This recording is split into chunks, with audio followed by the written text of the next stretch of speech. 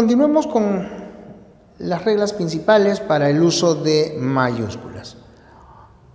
Cuando nosotros realizamos las clasificaciones taxonómicas, empleamos la lengua latina. Obviamente se rige esta por sus propias reglas. No vamos a colocar tilde, por ejemplo. Pero sí estamos obligados a usar mayúscula en el primero de los nombres. Además, siempre estas denominaciones científicas deben escribirse en letra cursiva. Por ejemplo, Solanum tuberosa, nombre científico de la papa, o Pimpinella anisum, nombre científico del anís. Si designamos con la expresión latina al orden, género, familia, especie, entonces debemos también, porque se trata de un taxón, mantener la mayúscula, familia Solanae. Pero si ya castellanizamos el término, por ejemplo, en lugar de decir Homo sapiens, en lugar de decir Hominae, decimos homínidos, en lugar de Solanae decimos las solanáceas, en lugar de leguminae decimos las leguminosas. Esos términos ya castellanizados se deben escribir con minúscula, como aquí, cosecha de solanáceas o mamífero roedor. Fíjate de qué manera la palabra roedor ahora funciona como un adjetivo de mamífero. Por lo tanto, ya no es el nombre, además tampoco está en la lengua clásica y se escribe con letra minúscula. En los cómputos históricos y también los geológicos, por ejemplo, el Renacimiento, que corresponde no solo al movimiento de renovación que surgió en Italia, sino es el nombre de toda una época, como aquí. Es una época que marca el tránsito de la Edad Media a la Edad Moderna. Entonces, siendo usado, igual que se dice Edad Media, Edad Moderna, como un periodo histórico, entonces se escribe con mayúscula. Repito, lo mismo ocurre para las marcas geológicas.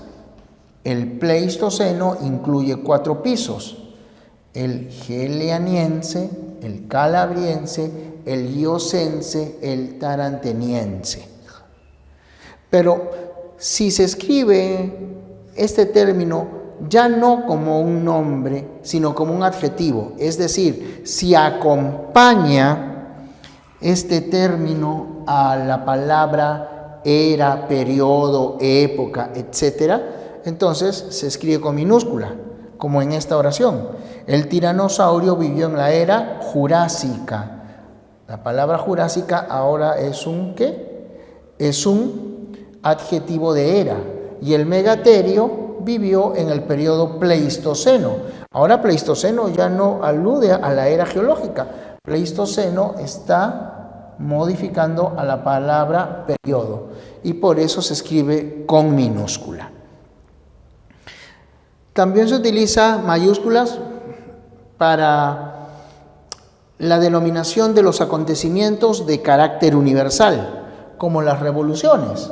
Tal es el caso de Revolución Francesa.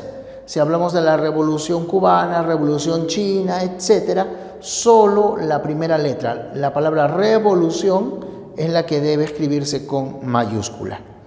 Una excepción es el término revolución industrial, en el que las dos palabras se escriben con mayúscula. ¿Pero por qué? Porque revolución industrial ya no alude al acontecimiento, sino revolución industrial alude a un periodo de innovación tecnológica. Por eso, ambos términos con mayúscula. La Revolución Francesa inició en 1789. La unidad del Imperio Español laminó la Reforma, es decir, el inicio de las llamadas guerras religiosas. Con la Égira se inicia el cómputo del tiempo, ¿se entiende?, de los musulmanes. También debe emplearse mayúscula en los nombres colectivos, ¿ya? que tienen un carácter institucional. Por ejemplo, la Iglesia.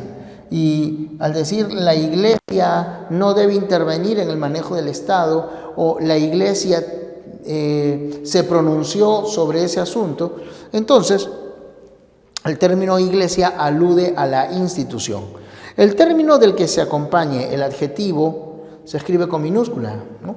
Católica, ortodoxa, copta, evangélica, mormona, etc. El magisterio peruano, y aquí se alude al colectivo de profesores, o el parlamento sueco, que equivale a decir poder legislativo sueco.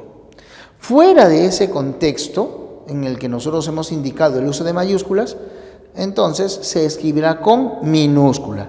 Por ejemplo, se derrumbó esa iglesia, y aquí no se refiere al clero, ya no se refiere a la institución, se está refiriendo a una construcción. La actriz leyó su parlamento, ya no se refiere a un poder del Estado, sino a la parte de la obra que ella está representando. O Juan Ramón Jiménez ejerció su magisterio poético sobre la generación del 27. Entonces, magisterio ya no es el conjunto de profesores, sino se refiere a la labor que realizó este poeta español sobre la generación de García Lorca, Alberti y otros. También se debe emplear las mayúsculas para diferenciar las formas de Estado o de gobierno. Por ejemplo, la corona española, que es como decir la monarquía. El imperio inca, como por aquí escribimos imperio español. ¿Ya? Entonces, la denominación de imperio, forma de organización política, se escribe con mayúscula. Imperio romano, imperio británico, imperio español, imperio inca, pero solo la palabra imperio, el gentilicio del que se acompaña, inca, romano, británico, español, minúscula. La República Argentina, esta es una denominación oficial, por eso se escribe en ambos casos, en ambos términos, con mayúscula. Pero si yo escribiera la República Mexicana, entonces todo debe ser escrito con minúscula, por una razón: no es la denominación oficial. O sea, República Francesa, República Argentina son denominaciones oficiales, pero República Mexicana es una expresión antonomásica, porque en verdad el nombre oficial es Estados Unidos Mexicanos. ¿Ya? Para la formación de abreviaturas personales, hay que aclarar eso, acrónimos y siglas, también debemos usar mayúsculas. Si decimos abreviaturas personales es porque aluden solo a personas. Entonces, doctor, señor, profesor, ingeniero, reverendo, general, etc., deben usar mayúscula al inicio. Pero las abreviaturas comunes, como cuenta corriente, manzana, jirón, avenida, etc., esas abreviaturas se escriben con minúscula. En las siglas, aquí no importa si la sigla es la denominación propia o es una denominación común. Por ejemplo, Documento Nacional de Identidad, o DNI, CD, o Compact Disc, DVD, son términos comunes, pero como siglas se escriben todos en mayúscula. Igual, repito, que si fuera nombre propio, como Universidad Nacional Mayor de San Marcos. En el caso de los acrónimos, las cosas varían. Los acrónimos son palabras que resultan de reducir una frase a solo los sonidos iniciales.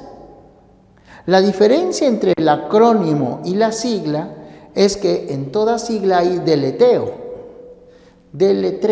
DNI, CD, DVD, UNMSM. Tú no vayas a decir la UMS, ¿no? Esta terminación silábica no existe en el español. Entonces, hay deletreo. En cambio, en el acrónimo la pronunciación es silábica. ¿Qué pasa si el acrónimo propio tiene hasta 4 letras? Todo va con mayúscula. Por ejemplo, Universidad Nacional de Ingeniería. Oficina Nacional de Procesos Electorales. Instituto Nacional de Estadística e Informática. En estos casos, entonces, hasta 4 letras, todo en mayúscula. Pero si el acrónimo tiene 5 o más letras, entonces ese acrónimo propio solo lleva mayúscula al inicio. Minedu, Ministerio de Educación. SUNAT, Superintendencia Nacional de Administración Tributaria. Fundeu, Fundación del Español Urgente. Indecopi, INAMIF, etc. ¿Ya? En las citas textuales. Una cita textual es la repetición ad pedem literae, o sea, al pie de la letra, de lo que algún personaje dijo o escribió. Por ejemplo, Vallejo escribió: hay, hermanos, muchísimo que hacer. La cita es harto conocida y por eso solamente coloco suspensivos. Toda cita textual debe iniciarse entonces con letra mayúscula y se coloca entre comillas. También se escribe con mayúscula después del signo de cierre de interrogación o admiración. De hecho, aquí hay que colocar mayúscula porque se trata del inicio de una oración, ¿no? Ahí está. ¿Cómo? Ahora fíjate, ¿cuándo? ¡Qué barbaridad! Aún no lo creo. Date cuenta de que la letra se halla directamente después del punto del signo de cierre. Por eso se escribe con mayúscula. En cambio, mira en la oración de abajo. También puede redactarse de esa manera. Ahora se interponen comas enumerativas. Ya no se inicia después del punto, sino después de la coma. Y en ese caso, la palabra que viene a continuación se inicia con minúscula. Entonces, solo es después del signo de cierre, de interrogación o admiración. Finalmente, también se debe colocar mayúscula tras los puntos suspensivos, solo si se da inicio a una nueva oración. Recuerda que los puntos suspensivos sirven para realizar una pausa de suspenso, de emoción, una pausa de efecto en una elocución. Cuando se traslada al plano escrito, entonces los puntos suspensivos señalan esa pausa. Y cuando lo vea, le daré una sorpresa. Entonces, aquí estamos continuando la idea anterior. Rematamos el enunciado. En cambio acá, fíjate, hay un cambio. El hecho es tan doloroso que hablemos de otra cosa. Cambió.